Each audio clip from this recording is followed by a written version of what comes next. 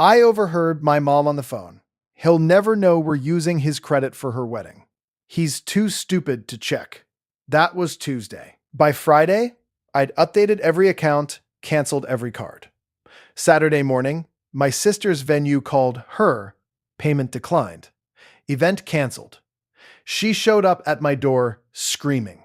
I handed her the recording and said, "My name is Matias, and I'm 29.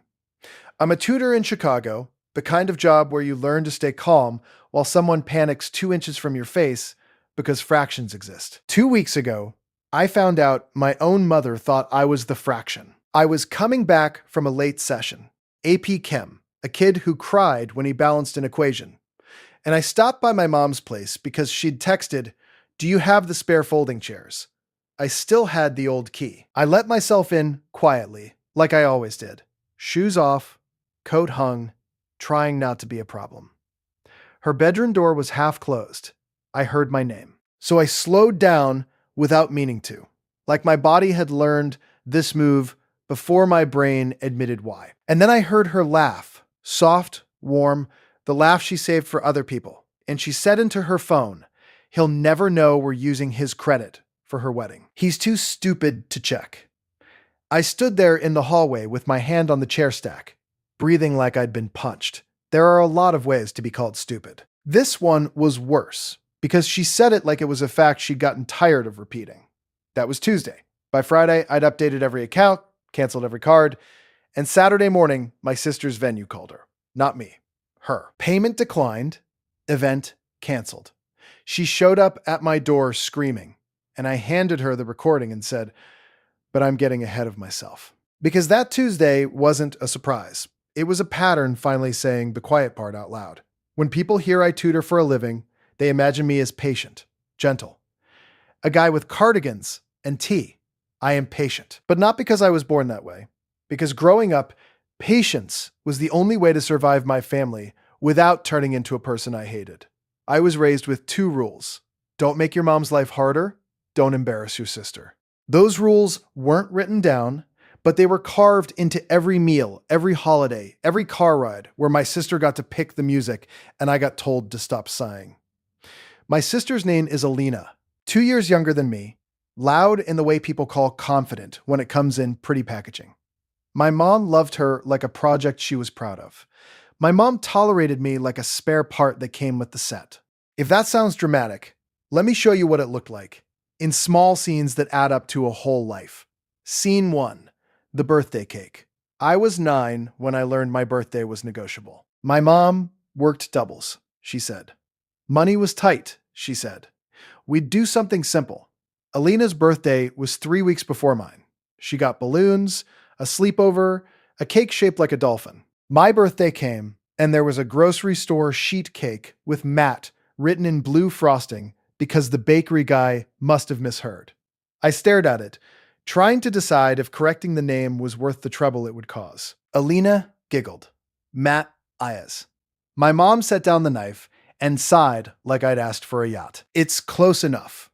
I remember swallowing the urge to cry because crying made you sensitive, and being sensitive made you inconvenient.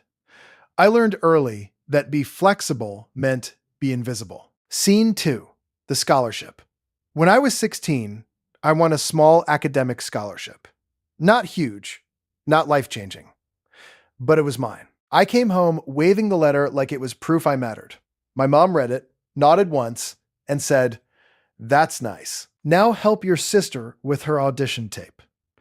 I stood there with the letter in my hand and said, Did you read the amount?" She looked up like I was asking her to do math for fun.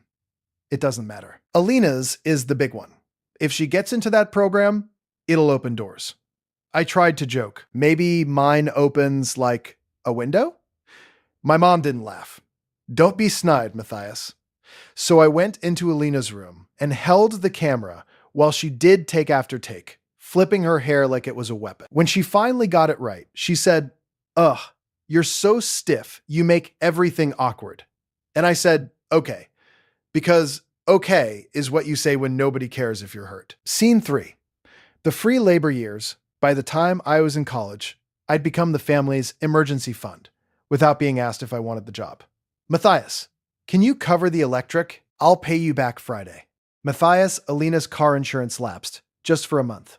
Matthias, we need a little help with groceries, just until your sister gets her paycheck. Alina never paid me back. My mom paid me back in guilt. If I hesitated, she got quiet and wounded. Wow, she'd say, I guess I raised you wrong. Once when I said I couldn't, she stared at me like I'd spit on the floor.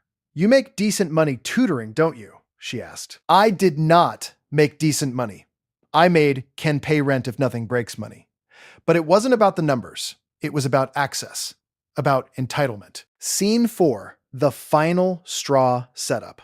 The year Alina got engaged, my mom started talking about the wedding like it was a coronation. 200 guests, she said, eyes shining. Downtown venue. Full open bar. Real flowers, not those cheap fake ones. I asked, carefully, is that in the budget? My mom smiled like I was a child asking how Santa got down the chimney. We'll figure it out, Alina chimed in. It's once in a lifetime. Don't be negative. I wasn't being negative, I was being realistic. But in my family, realism was a kind of betrayal. So when my mom asked if she could temporarily use my credit card to reserve the venue, just to hold the date, I said no. I said it politely. I said it with explanations. I said it with my stomach tight because I knew what no would cost me. My mom's eyes went cold. Fine, she said. I'll figure it out myself. Alina rolled her eyes. God, you're such a buzzkill. I went home that night and stared at my ceiling for an hour, feeling like the villain in a story I didn't write. I didn't know they'd already figured it out. They'd figured out me. Back to Tuesday. I stood in that hallway while my mom spoke on the phone, like I wasn't a real person. She was probably talking to my aunt, or one of her friends from work. Someone who would chuckle and say, "Oh, you know men," like I was a broken appliance. My mom continued, voice low and pleased. We only need it until after the wedding. Once the gifts come in, she'll pay it off. He never checks his statements. She laughed again. He's Matthias.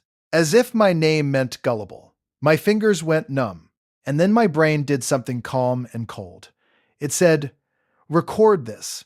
I don't know why that was my first instinct. Maybe because I tutor teenagers and I've learned that if you want anyone to believe you, you need receipts. Maybe because I'd spent my whole life being told I misheard, misunderstood, took it the wrong way. So I pulled out my phone. I hit record. I stood there, silent, while my mother described stealing from me like it was a clever little hack. When she hung up, I walked into the living room like nothing happened. She looked up. Oh, you're here. I set the stack of folding chairs down. Yep, you texted. She blinked, recalibrating her face into motherhood. Right.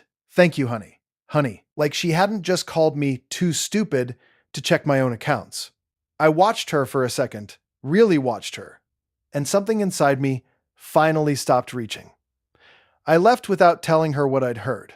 Not because I was afraid, because I wanted to do this right. Because for once, I wanted the truth to speak without me being forced to beg for it. That night, I went home and opened my laptop like I was prepping for a final exam. I pulled my credit report. I pulled my bank statements. I checked every account. And there it was. Charges that weren't mine. A deposit to a venue. A florist retainer. A catering tasting. Even a charge from a bridal boutique that made my stomach flip because it meant my sister had swiped my identity like it was lip gloss. My mom hadn't temporarily used my card. She'd used my information. My name, my credit, my future. I stared at the numbers until they stopped looking like numbers and started looking like nights I couldn't sleep, apartments I couldn't qualify for, emergencies I couldn't survive. I called the bank first. My voice sounded strange to me, too steady. Hi, I said. I need to report unauthorized transactions. There was a pause. Are you sure these aren't family purchases? I almost laughed. The world always assumes family means safe. Yes, I said. I'm sure. The bank rep asked questions. Dates, amounts, merchants. I answered them all. Then I called each card issuer. Then I froze my credit. Then I changed passwords, turned on two-factor authentication, updated security questions. My hands moved like they belonged to someone else. By the time I finished, it was 2:17 a.m. I sat on my couch, in the dark, with my phone in my hand, looking at the audio file labeled Tuesday. My mom's voice lived inside it, smiling. I wanted to scream. Instead, I did what I tell my students when they're panicking. Okay, I whispered to myself, one step at a time. Wednesday, I went to the police station, not because I wanted to ruin anyone, because I wanted a paper trail. Because I'd learned the hard way that if you don't document harm, people will pretend it didn't happen. The officer at the desk looked bored until I said identity theft. Then his eyes sharpened. Do you know who did it? He asked. I swallowed. Yes. Who? My mother and sister. His face did something complicated. Sympathy, disbelief, annoyance, all layered together. He leaned back. You want to press charges? I took a breath. This was the part where my old self would have folded, where I would have said, no, I just want them to stop. And then they'd do it again, because stopping was never the point. Taking was. I want to file a report, I said, and I want it noted that I have a recording. His brows lifted. I played him a short clip. Not the whole thing, just the line. He'll never know we're using his credit. He's too stupid to check. The officer's mouth tightened. Okay, he said, voice different now. We can do that. I walked out with a case number and a weird hollow feeling. Not guilt, grief. For the version of my mother I'd kept hoping would show up. Thursday, my Aunt Marina called me. She wasn't like my mom. She was quieter. She watched more than she spoke. I heard you were at the station, she said softly. My pulse jumped. Who told you? She exhaled. Your mother called me screaming. She said, you're trying to sabotage the wedding. I laughed once, sharp and humorless. Of course she did. There was a pause. Then my aunt said, Matias, are you okay? That almost broke me. Not because she asked. Because nobody else had. I swallowed. I'm handling it. She used your information? Marina asked. Yes. And Alina knew? Yes. My aunt was quiet for a long time. Then she said, I'm coming by tomorrow with coffee. I almost told her not to. Then I realized I didn't actually want to do this alone. Okay, I said, voice rough. Okay. Friday morning, I got emails from the banks confirming the disputes. Friday afternoon, I got alerts. Cards canceled, new numbers issued, fraud holds placed. Friday evening, I went one step further. I logged into every account my mother had ever had helpful access to. Netflix, phone plan, streaming services, the old family cloud storage.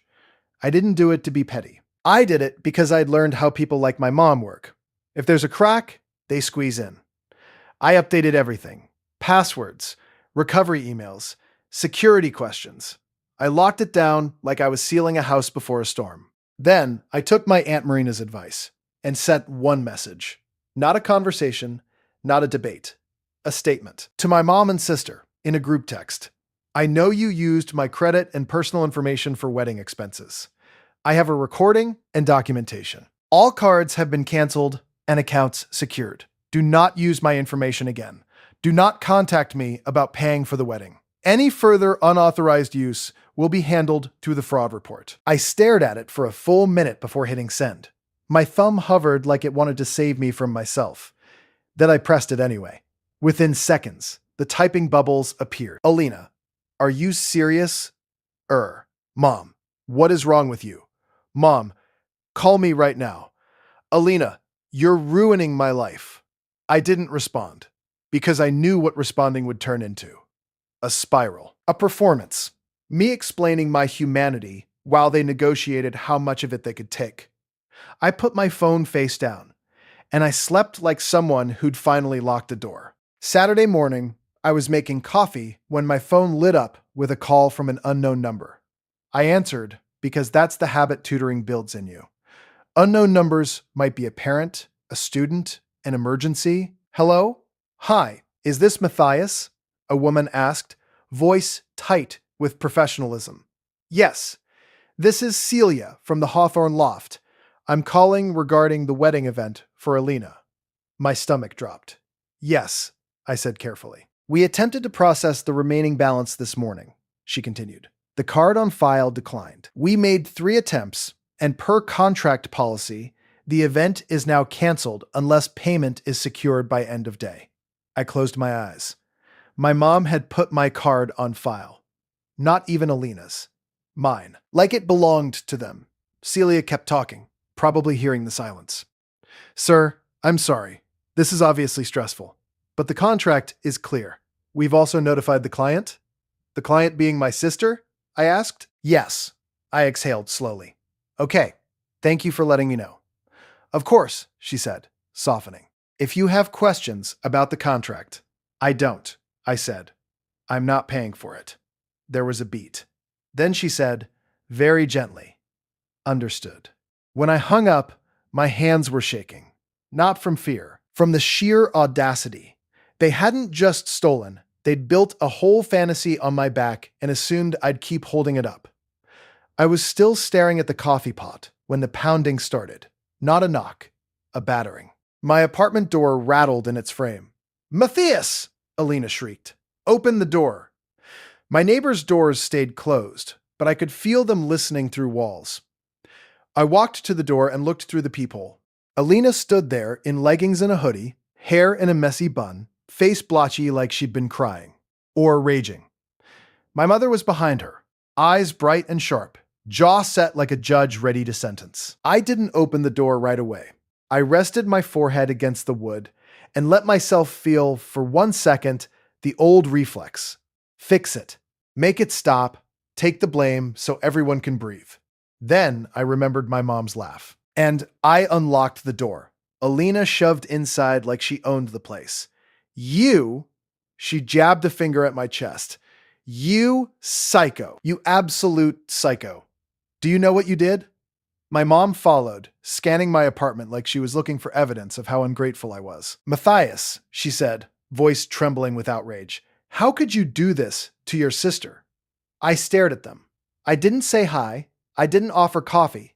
I didn't ask them to sit. Because this wasn't a visit. It was an attempted takeover. Alina's voice pitched higher. The venue canceled. They called me like I'm some kind of criminal. My mom jumped in. Fast. They're humiliating her because you decided to have a tantrum. A tantrum? I repeated softly. Alina stepped closer, eyes wild. You always do this. You always have to make everything about you. My mom nodded hard, like she'd been waiting for that line. Exactly. You're jealous. You can't stand that she has something good. I laughed once, small and flat. Jealous, I said. Of what? Debt. Alina flinched like I'd slapped her. Don't be dramatic, my mom snapped. It was just until after the wedding. You know we would have paid you back. I tilted my head. With what money? Alina's mouth opened, closed, opened again. My mom's eyes narrowed. Don't interrogate us. Family helps family. Family doesn't steal, I said. Alina's face twisted. We didn't steal. We borrowed. You have good credit. You weren't even using it. My stomach turned, not because of the logic, because of how familiar it was. Like I was a resource, a tool, a thing. You used my information without asking, I said. That's theft, my mom scoffed. Oh my God. You're going to call your mother a thief now? I met her eyes. Yes, there it was. The word she never expected me to use. Alina laughed, high and brittle. This is insane. You're acting like you're some victim. I stared at her, at my sister who'd worn my sweatshirt in high school and called it cute, like she'd discovered it. At my sister who'd taken my money and called it help. At my sister who was now furious because consequences had finally shown up. You want to know what insane is? I said quietly. Mom on the phone calling me too stupid to check my own accounts. My mom's face went white. Alina blinked. What? My mom snapped. Too fast. I didn't say that. I walked to my kitchen counter. I picked up my phone I'd already prepared. Because I know my family. I had the audio file ready. Volume set. Thumb hovering. My mom lunged forward. Matias, don't you dare. I hit play. My mother's voice filled the room, clear as glass. He'll never know we're using his credit for her wedding. He's too stupid to check.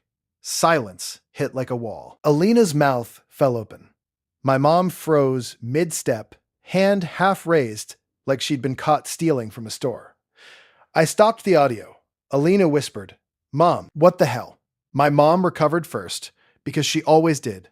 She swallowed, and then her face hardened into anger, her favorite shield. "You recorded me?" she hissed. "You recorded your own mother?" I nodded. "Yes, that's disgusting," she spat.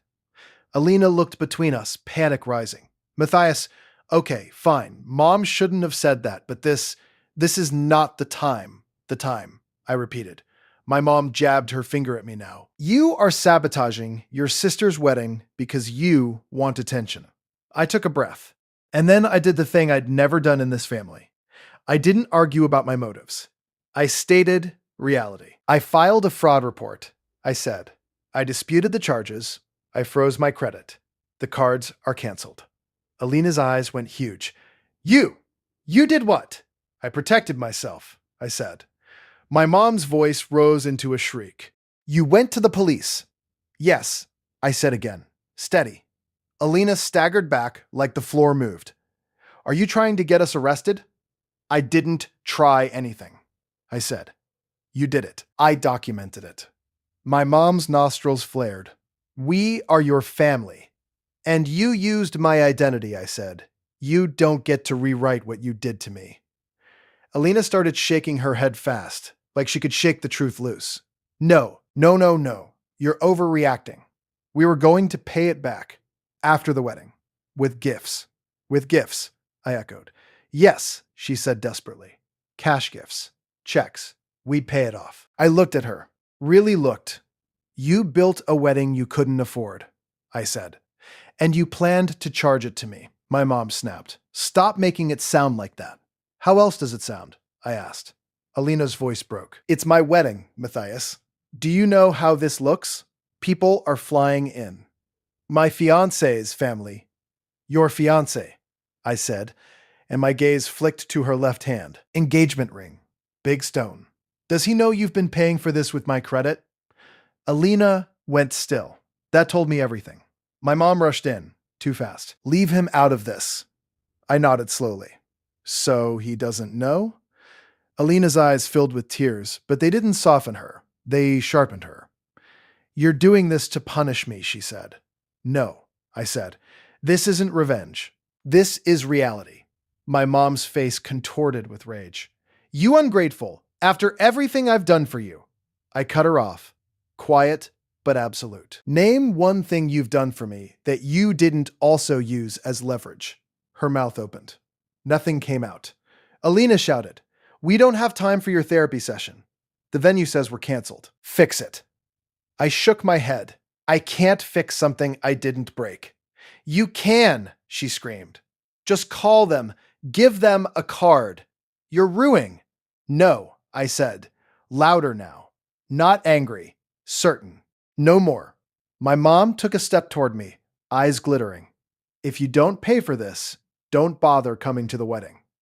I almost smiled. Because that threat used to control me, now it sounded like someone banning me from a building that was already on fire. "I wasn't invited as family," I said. "I was invited as a wallet." Alina's voice went low, mean. "God, you're such a victim. You always want someone to feel sorry for you." I stared at her. Then I reached into a drawer and pulled out an envelope. My Aunt Marina had helped me put it together Friday night, sitting at my tiny kitchen table with coffee and grim focus. Inside were printouts, disputed charges, fraud case number, screenshots of the venue deposit, the card numbers that were now canceled.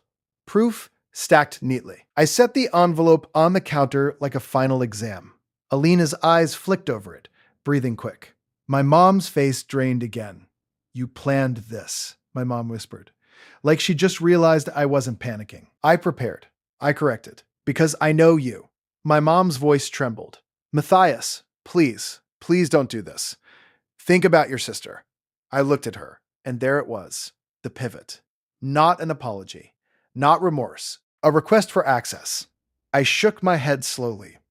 "You don't get to use love as a crowbar."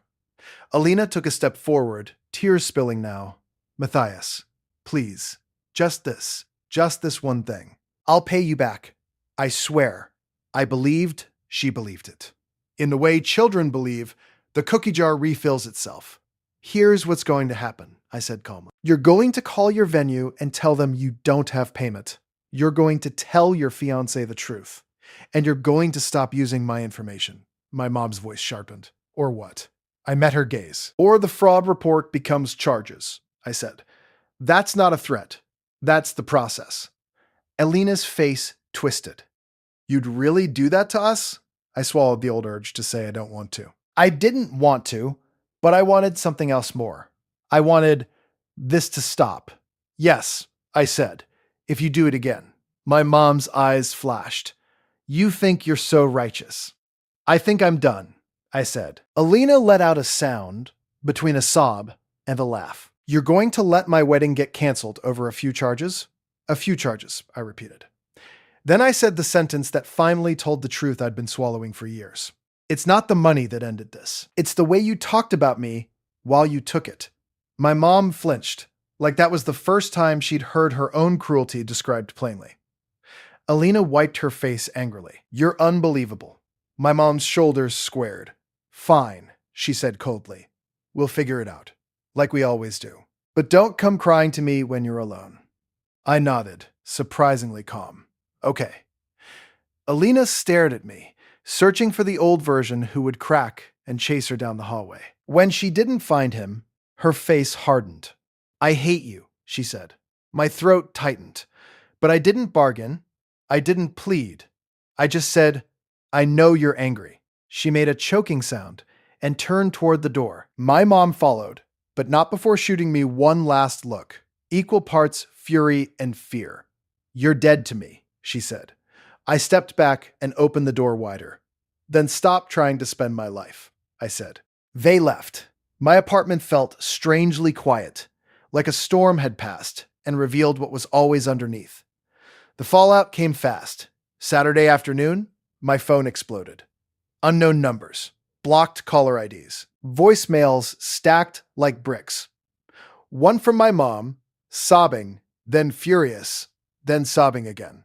You're destroying this family, she cried. How could you do this to me? To your sister? One from Alina, sharp and cold. Just so you know, everyone thinks you're disgusting. Dad says you're dead to him too. My dad hadn't been in my life since I was 12.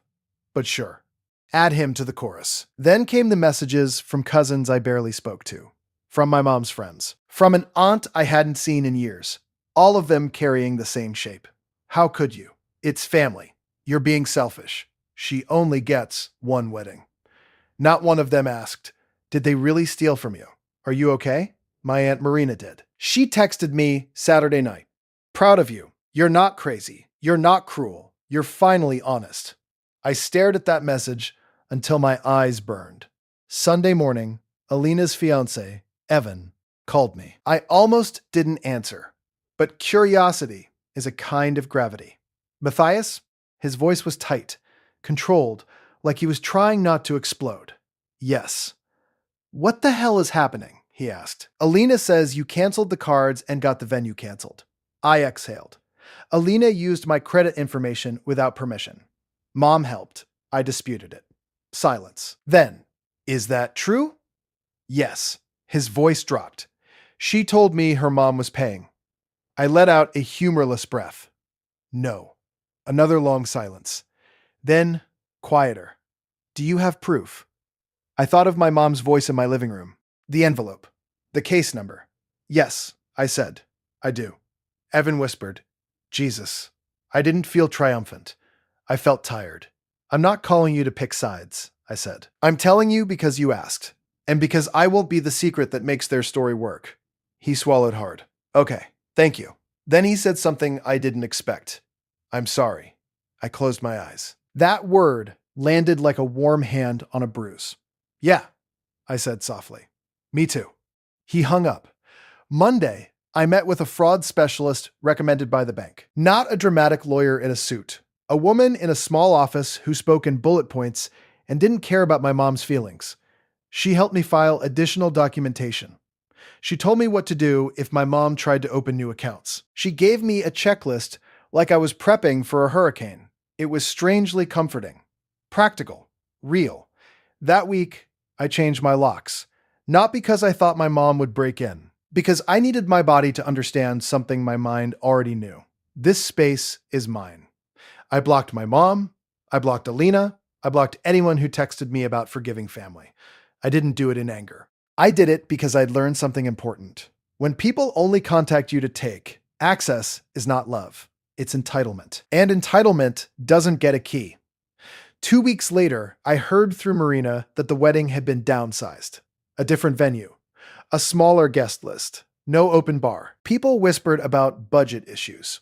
My mom told everyone I'd refused to help.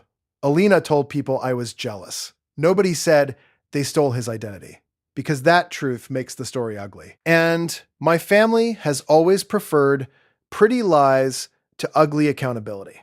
On a Thursday evening, my mom emailed me from a new address. The subject line read, "My heart." The email was long. It was full of pain and blame dressed up as love. She wrote, "I forgive you because I'm your mother. I hope someday you realize what you've done. If you want to make this right, you can still contribute. Even a small amount would show you care." I stared at it for a long time, not because I was tempted, because the manipulation was so clean it almost looked like sincerity. I deleted it. Then I did something symbolic, because sometimes the body needs theater to understand closure. I took the old family photo in my hallway, the one where Alina's in the center, and I'm half cropped out at the edge, and I turned it face down in a drawer, not as punishment, as a boundary. As a reminder to myself, I will not keep displaying a version of my life where I'm always the extra. Sometimes people ask me, quietly, what happened. They hear bits. They sense tension. They want the story, and I tell them the simplest truth. My family used my identity to pay for something they wanted. When I stopped it, they got angry. Some people blink like that's impossible. Some people nod like they've lived it too. The hardest part wasn't canceling the cards. The hardest part wasn't the screaming at my door. The hardest part was realizing I'd been trained to accept being devalued as normal. That Tuesday quote hurt because it wasn't new. It was just finally spoken. I used to think love meant enduring anything, that being good meant absorbing harm without making noise. Now I know love without respect is just a leash. So here's my boundary, clean and final. I will not speak to my mother or sister unless they acknowledge what they did without excuses, and unless any repayment and legal accountability is handled properly. Until then, no contact. No calls, no texts, no family meetings, no guilt wrapped in nostalgia. I stopped volunteering for a role that only existed to shrink me.